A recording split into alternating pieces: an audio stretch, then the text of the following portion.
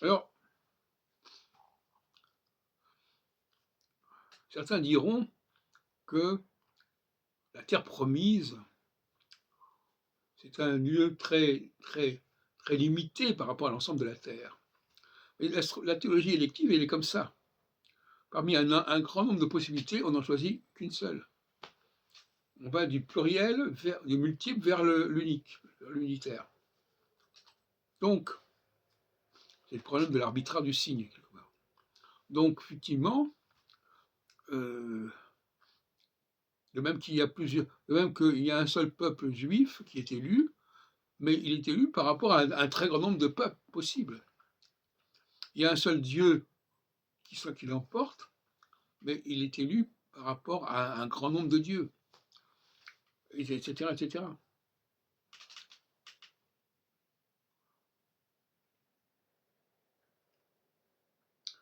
Donc, il ne faut pas avoir peur de cette limitation. Limitation dans le temps, les périodes, qui ne durent pas très longtemps. L'histoire biblique n'est pas très longue par rapport à l'ensemble des temps possibles de l'humanité, de l'univers. Le peuple juif est un peuple très petit par rapport à la totalité, mais et la Palestine, enfin la Jordanie, ce qu'on peut appeler, et très peu, la Jordanie au sens lié au Jourdain, bien sûr, pas au niveau du pays. Et la Cisjordanie et la Transjordanie sont des terres promises pour un certain peuple.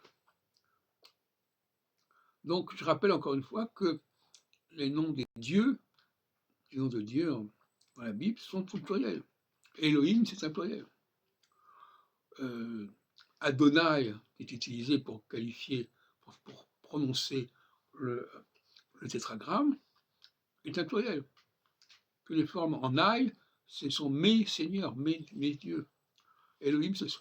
Et dans les jardins d'Éden, à un moment donné, il est dit, Elohim dit, il ne faut pas qu'Adam soit comme nous. Comme nous, donc nous, c'est-à-dire qu'il y a aussi un pluriel à ce niveau-là. De la même façon que David, il est choisi au sein d'une fratrie de 8 enfants, fils de Jessé. Il y a toujours un personnage qui sort du rang par rapport aux autres, à tous les niveaux. Il y a un temps qui sort, il y a un personnage qui sort, il y a un Dieu qui sort, il y a une terre qui sort. Tout est extrait d'un ensemble large qui devient beaucoup plus restreint, beaucoup plus pointu.